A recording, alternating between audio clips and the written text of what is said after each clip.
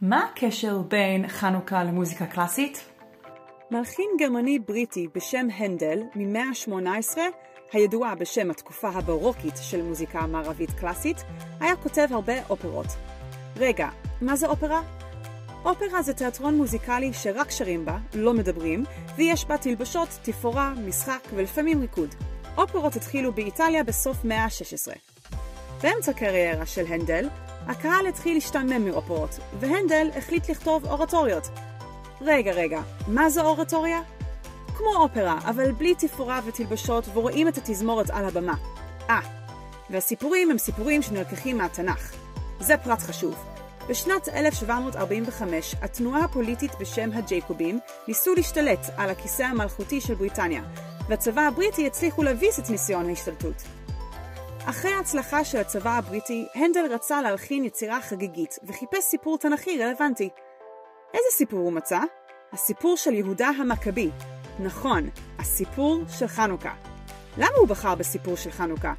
כי הסיפור של חנוכה ויהודה המכבי הוא סיפור שבו היוונים ניסו לחפות את הדת שלהם על היהודים ולא הצליחו. כמו שהג'ייקובים ניסו להשתלט על הכיסא המלכותי של אנגליה ולא הצליחו. היהודים ניצחו בסיפור החנוכה והצבא הבריטי ניצחו באותה תקופה. האורטוריה, שממש קוראים לה יהודה המכבי, הייתה הצלחה וידועה כאחת מהיצירות הכי מפורסמות של הנדל. אז הנה הקשר בין חנוכה למוזיקה קלאסית. אבל רגע, יש עוד משהו. נשמע עכשיו יצירה בתוך האורטוריה שקוראים לה See the Conquering Hero Comes, או בעברית, תראו הגיבור בא. יכול להיות שאתם מזהים את המנגינה?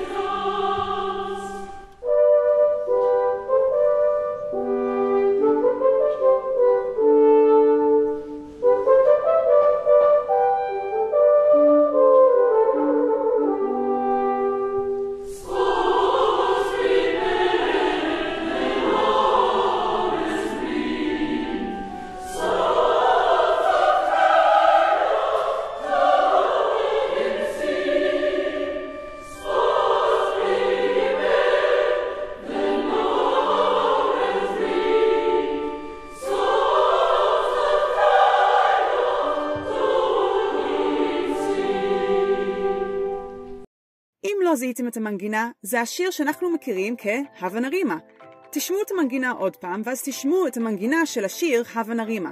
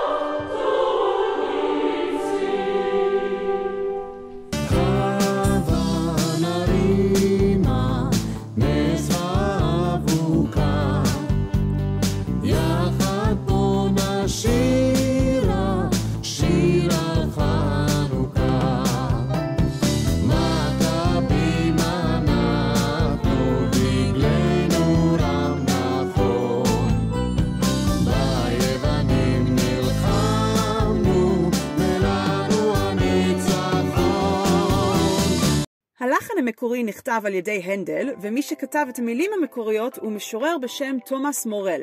אבל המשורר הישראלי בשם לוין קיפניס כתב מילים חדשות בעברית לשיר שאנחנו מכירים כהבה נרימה.